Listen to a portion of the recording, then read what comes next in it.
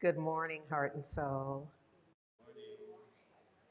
So, I thank you, Robert, for the spiritual mind treatment. There's something I think I heard in there that I want to tap into. This awareness for anyone who's willing to wrap their mind around and embrace an idea and an intention of having something quite magnificent unfold out of this service. Now, let's be clear, it has nothing to do with anything I say. It's not that I'm going to wax so eloquent that that's going to transform your life. Your life will be transformed out of your intention for it to be transformed. It will be transformed out of your knowing that it is transforming anyway, and out of each and every one of us, anybody who's willing. Now, nobody has to play this game. But the folks who are willing to have transformation, it begins with an intention to be transformed. Now that's catchy, isn't it? Though, right there, I lost some people right away. They're like, "Oh shoot, I'm gonna have to." Yes, you are gonna have to be all up in this. None of it is gonna happen out of the music you hear today, the voices that are sung, nothing that I say. Now, all of that together may in fact awaken aspects of your knowing. It may remind you of what you already know, and all of that can be beneficial. And it's going to be up to you. What you do with that, what you say about it, how you work with it. We are on an adventure in faith for real, for real. And so this is an opportunity for us to take dominion. So we're on an adventure, but you don't just have to be dragged all around town. You can make a choice around how you perceive a situation, circumstance. There are going to be lots of opportunities to test this week. Lots of opportunities. Nothing about anything, nothing is going to happen today that makes you immune to life and all of its happenings. In fact, those happenings, those experiences are there so that we can be supported in making our choices, in making decisions, and then taking action.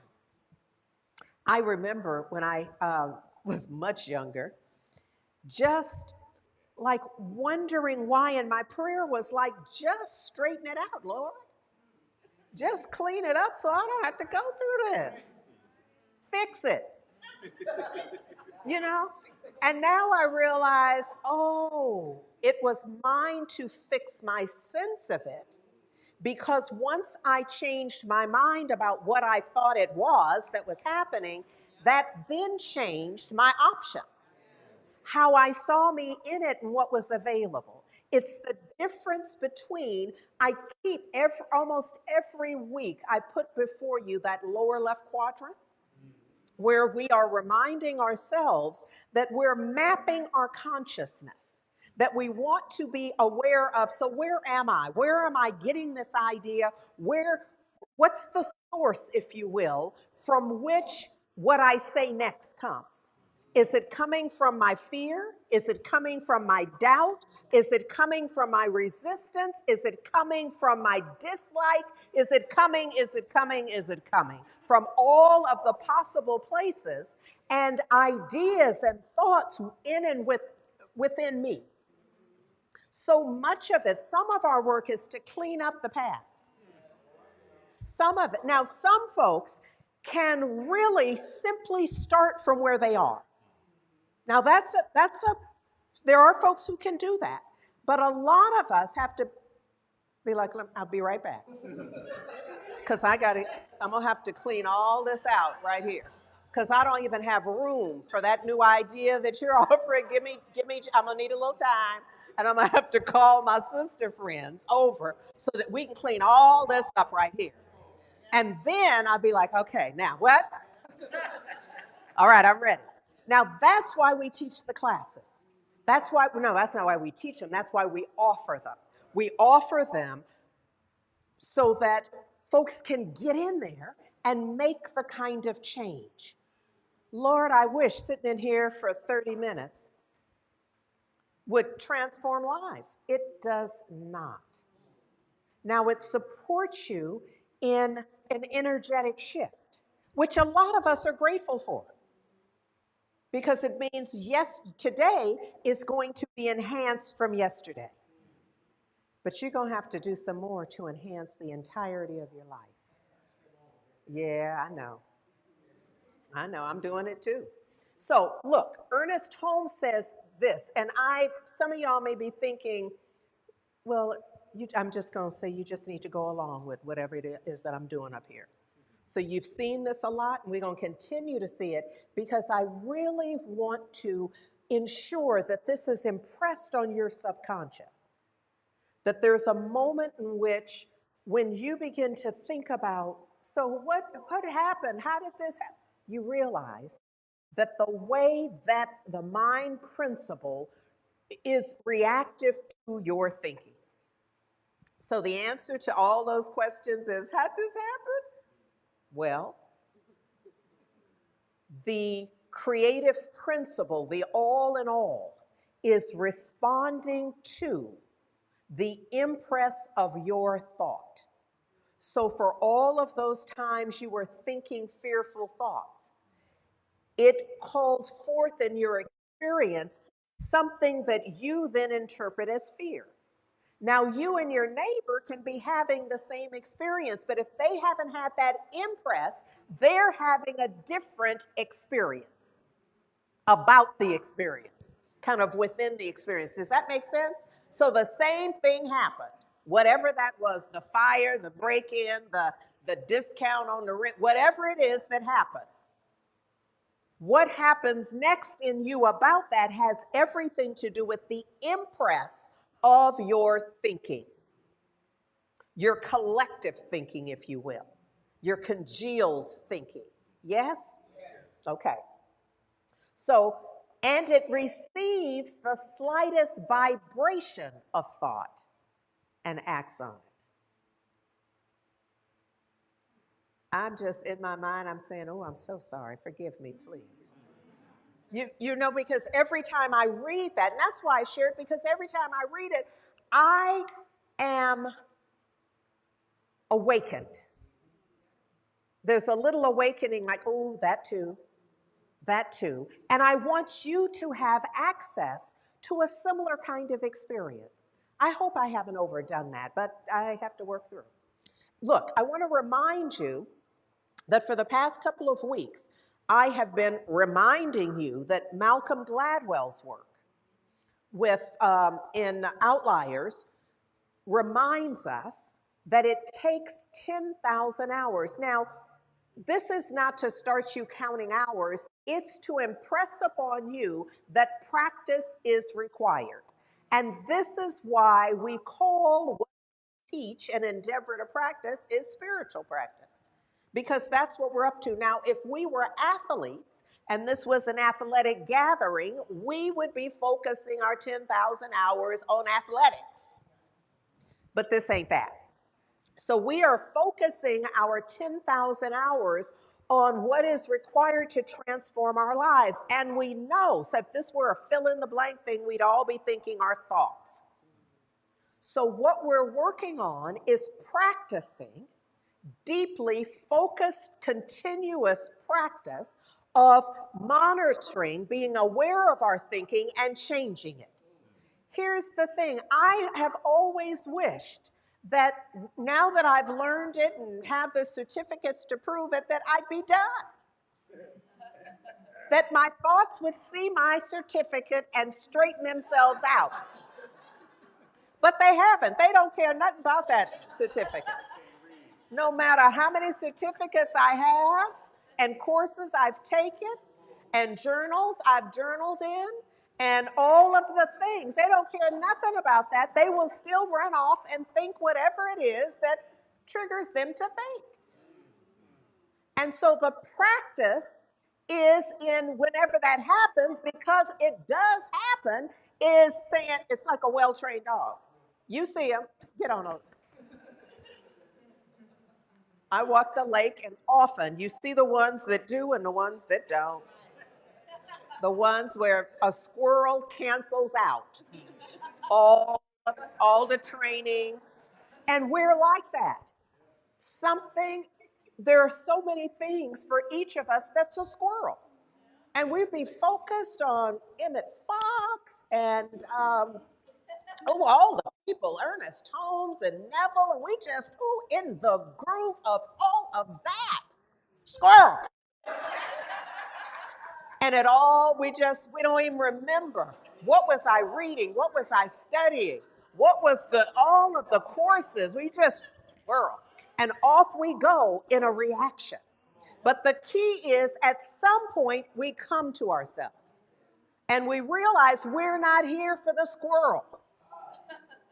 And when you have that moment, because you've practiced, you bring your mind back to a point that is beneficial. Now, you only have that point available if you've been practicing thinking it. That's why we invite you to affirm with us. That's part of the repetition. We encourage you to write stuff down. Now, I see y'all with your little phones taking a picture. I often wonder, do you ever see that again in life? Is that just one of those moments when you're scrolling, looking for the restaurant menu, that you go, what is that? Oh, that's that? Now, why did I take that picture? However, if you chose to write it, I know this is so old school that it's wearing you out, but if you were to somehow opt to write it, you are then engaging your neuromuscular. And that is doing something more to get it in there. And that's what the practice is. It's getting it in there because all through the day, stuff is coming in. So our practice is discernment in terms of what we want to have in there to live from. There's a lot in there. Trust me. And do not ask me how I know, because Lord knows I know this well. That there's a lot in there that if we're not careful, something pokes it and out it comes. My life, I could just, the stories. I'm not offering any examples of this. No examples. So look, Ernest Holmes offers this. He says, if a person is seeking God, are we? Okay, well, a few are. And if that person happens to have the ability to think straight through, can we? Okay, now that takes practice. Because squirrel, yes, that person will arrive at the inevitable conclusion that the discovery of God. Now, this discovery of God is akin to Columbus's discovery of America. This is exactly the same. This is seeing what was already there and was already working and was already being and all the things, and you just ran up on it in discovery. Okay, I just want to be clear about discovery. Because, some of us are thinking, I've been knowing God since I was a wee one. So you're right. But this is the discovery of what was already there, where it was already live and happening. And you walked up on it and be like, oh, I now discovered. I now know God. And we can do that repetitively through our lives. And it's all right. I just want you to know when you're doing it. Yes? It says that you'll arrive at the inevitable conclusion that the discovery of God will have to come through the discovery of yourself. And this is why it will happen so frequently, or it can happen so frequently, because you will forever be updating. If you're doing this work, if you're in practice, if you were an athlete, for example, and you were practicing at the level that Malcolm Gladwell is encouraging us to practice, you would be moving through stages. You'd be building muscle. You'd be building flexibility. You'd be whatever it is that you would be practicing, it would yield something. If you were a musician and you were practicing all of that, your voice would be expanding in ways. Your dexterity of your fingers for whatever instruments. You'd be learning things that you didn't know before, not that someone taught you, but because you have access. In that practice, the more deeply you go, the more it opens to you. What did George Washington Carver tell us? That when we love a thing enough, it will reveal its secrets. Practice shows up like love because it is concentrated attention. It's focused attention. What is love? Y'all know those activities. Oh, Lord, pray for me. Y'all know the activity where two people will sit and just look in each other's eyes. And just for an extended time, it is focused attention. And focused attention, kind focused attention, translates to humans as love. So when we do this work, this discovery of self, this is why we've assigned mirror work. I don't know the degree to which you do it. But it's that focused attention that you don't have to call it anything. Your subconscious recognizes it. It's an energetic vibration. Yeah? And transformative.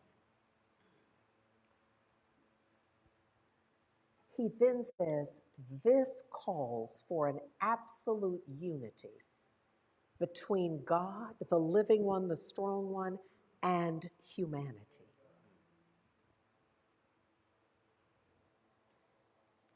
As man retraces, as humanity retraces its steps to the source of our being, God, the living one, the strong one, a concept of itself which is transcendent emerges. Every individual who finds that the great within himself, that the truth of who I am, you know what I'm saying? That part that's never been harmed, that aspect of us that has never shifted, that it is divine, always was, is now, always will be. It's that part of us, the great within me, is immersed in God, is God. Immersed in God and is God. Like it brings a clearer awareness to this idea that there's not a spot where God is not.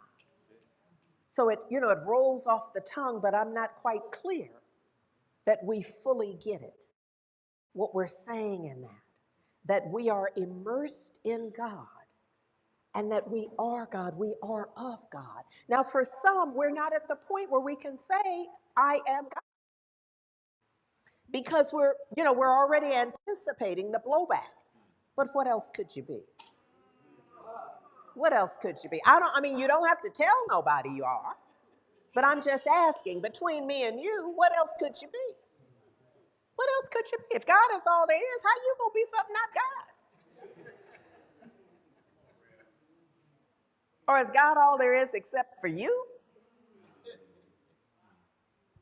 and the other people you point out? Because when we stop and think about it, that's a mess right there. It doesn't even make sense.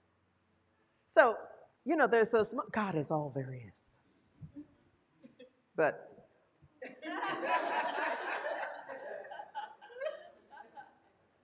not, and then we start chopping it up, don't we?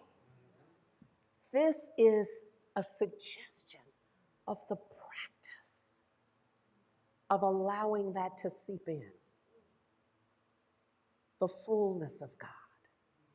That each of us, I am immersed in and as God. Is God, he says, is God. Work it out. However you have to work it out so that you can bring that into your awareness. Yeah. And what I do, it's so interesting to me that because I'm looking out at y'all, there are things that I have kind of taught myself to edit. Because I see that, no offense, y'all ain't ready. Your faces are speak volumes over time. And so often I go, okay, well, I said that, and I saw the faces, and so I'm often editing in that way. So this notion of being God is big. It's a big thought. It's a big thought, and some folks choke on it. And that I want you to be able to hear the rest of it. You know what I mean? Just like the rest of the message, hear the music, and not like get stuck in, I'm God, and the resistance to that. Now, if you are embracing it, then go on with your bad self. However, if it's like, what? Is that blasphemous? Is she allowed to? Because your faces are like sometimes, a few of you, not everyone, but often in large groups, there'll be whole chunks of like, what? So I just wanted to presence that so I could get to it. He also, Ernest Holmes says, the shackles are phantoms. Whatever that is, that you think is keeping you from. And you know this in your heart because you've been there before. You've been there where you, maybe it was a prognosis and you did all of the work and you're on the other side of it, but now you forgot the power in all that led you there. So this is a reminder to know that the shackles are phantoms. They're not real. The truth alone has the power to strike them from you. And so that's what we're practicing, is telling ourselves the truth. If there's anything Ernest Holmes says that we need to know, it's this. The eternal is incarnated in each of us. God goes forth anew into creation, what? Through each and every one of us. Yeah, that one too. And them. In such degree as we speak the truth, the Almighty has spoken. This is exactly the foundation, if you will, for spiritual mind treatment. The practice of spiritual mind treatment is teaching us to practice speaking the word in such a way that, what does he say? The Almighty has spoken. When we speak the truth, we know that it's our voice. What we're speaking is the truth about God. And the truth about God transforms by any name. Oh, is this making sense? All right. How about for y'all? Is it making sense for y'all too? Because if not, put it in the chat. Somebody's going to let me know.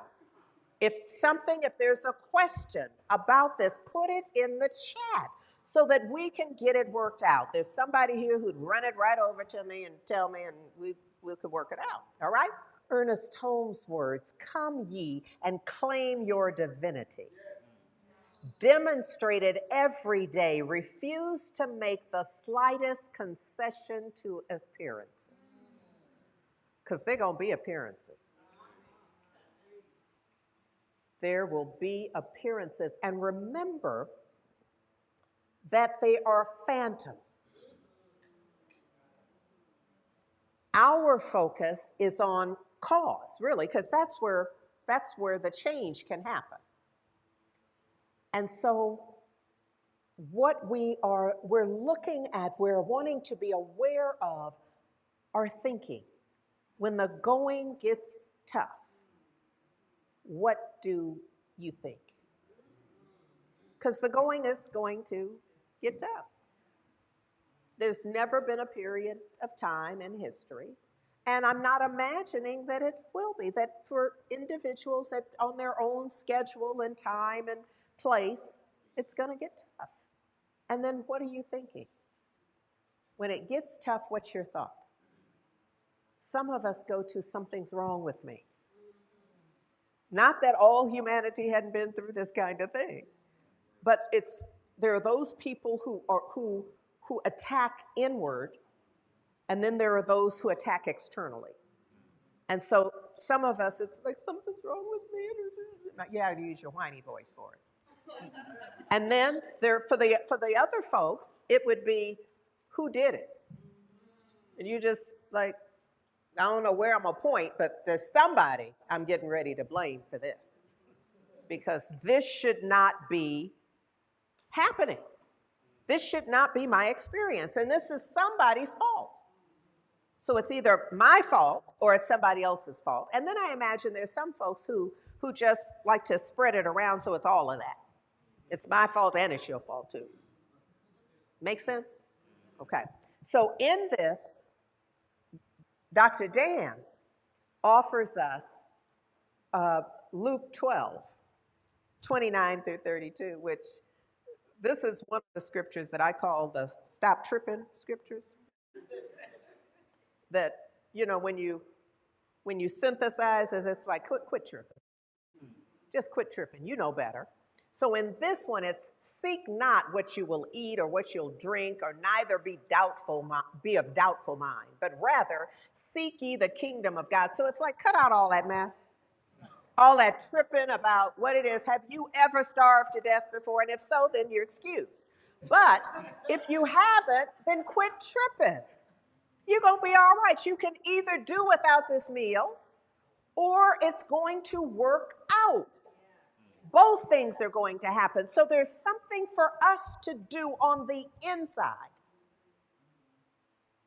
Because what we do on the inside, our thinking, the way we use our minds, what we engage them around, where we point them. Can you see that? That it's like, because what's the saying that what you're looking at, you're looking through? That we have much more control. We act as if I see a thing that makes it real. No, it's really just a projection. It's something that's going on in here, and that's how you saw the thing. And that it does not matter even if others see it too, because sometimes we just want to poll. I see it. Do y'all see it? And if we all see it, now it's real. It's no more real than it was at first. It's just that you hanging out with like kind. We all seeing the problem. And not a one in the group is seeing beyond, seeing the divinity even in that, seeing the blessing. And it's okay. This is not a criticism. I think what I'm doing is kind of pulling back the cover, pulling off the veil. And we just looking at all the stuff. And then we'll decide, so what will I do with this expanded awareness? Now that I see some things about myself, now that I see and have a sense of what's going on inside. In this scripture, it simply reminds us that as we seek the kingdom of God, so if we turn from all of that list of everything I think I need, and I need this so desperately, and I want this. I got my want, I got my need, I got my desire, I got all those lists. This is saying, cut all that mess out, because you don't know. Come to a person. If you'd gotten everything on that list 10 years ago, some of it you'd be throwing out, or you'd be crying about why you drew that to you. So sometimes I just have to remind myself, you're not as smart as you think you are, sweetie. Just because you put it on a list don't mean it's good for you. Does not mean it's the highest and best. So the prayer changes from what all my list of what I want and how I want it to what's the highest and best. Seek the whole, the kingdom of God, and let the rest just come into being, is what this is saying. This is when I told you, this is one of the quit tripping scriptures. For it is the Father's good pleasure, the Father's desire to hook you up. So quit tripping, let the thing unfold in the way the thing can unfold if you get out the way. Yeah, that's what it meant to say. That's what it meant to say. Dr. Dan says this, that without exception, we're all seeking some relationship to universal mind, the oversoul, the living one, the strong one, the eternal spirit we call God. So the idea here is to put the emphasis on the inner way. It's a Goldsmith moment for some. The inward way. And this makes everywhere presence of God and the image and likeness of God. Very practical. That's a way of saying it makes it real. When you get in there, and it's the inner stroke that you're cutting, the inner groove of faith and trust and knowing, you just got to keep cutting that groove in so that you'll slide into it more naturally. You know, you won't even be like, where that at? You just kind of like, oh, thank God I cut that groove, because now I'm just in it. Praise God, because I would not have known how to get in it in that moment of desperation and doubt and fear. I hope this is making sense. Y'all got me working hard this morning if it ain't making sense. Yes? All right. All right. Okay. Dr. Dan says that the question then is there anything here for me? That often, this is how this is from yesterday. This is yesterday's reading from Guidance for a Spiritual Journey. And it's entitled, Is There Anything Here for Me? Isn't that often where we start? It's the what's in it for me.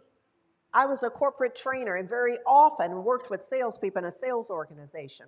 And often the thing is, both for the salespeople especially, and for clients and customers, it's what's in it for me? Yeah. What's in it for me? I heard all of that. And what's in it for me? It's kind of the human stroke. And if you know what's in it for you, Dr. Dan says we want something that will function today. You know, many of us haven't translated old religion practices. We haven't been able to see how it's embedded in some of what we call new thought. You see that through a different lens, we'd recognize it as ancient wisdom. But sometimes we wonder, but will it work now? Yeah. I know, like if you read Catherine Ponder, for example, written in the year whatever. The wonderment is, but will that work? This is 2023. Is that, well, if you work it don't just work. You can't just put the book on something. Now, somebody advanced can. But, I'm just saying. It's at the level of your thinking.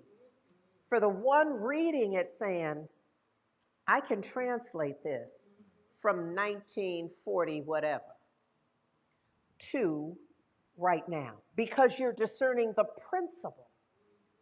If you can't do that, you will be lost. You'll be thinking, I can use this book, because everything in it, she's citing something from the 1900s. If you are practicing, though, you will have expanded your skill in discernment. And you'll be able to see, this is speaking exactly. I know just what to do with this right now. So we want something that will function today. This is that. There's an unfolding principle within us, carrying us forward, Dr. Dan says, in greater expression of life, freedom, and joy. All life is motivated by love. Look here, y'all. It's about the healing. It's about our willingness to move from, and I'm not going to pretend this is easy, because when we say healing, often we're talking about a lifestyle, a pattern that has existed before you knew the word pattern. Sometimes that's what we're working with. A way, kind of our family of origin, belief systems and ways of thinking. Sometimes that's what we're working with. That's what will have to change so completely so we can see something else. So this healing is deep. It's within us. It's within us. It's changing the way we see, the way we hear, our willingness, our availability to life. Watch what you're saying. Watch the little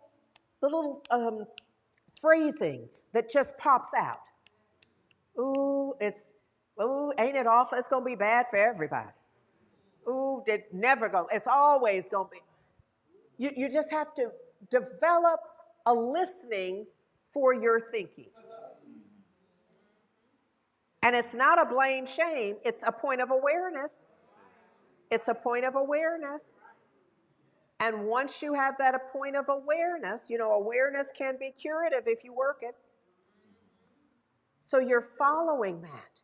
You become aware of, oh my goodness, whenever this thing happens, whenever I see on the news, whenever my phone beeps with a notification, whenever I hear a sound that might be gunshots, I go to that's for you to work out. You understand what I'm saying?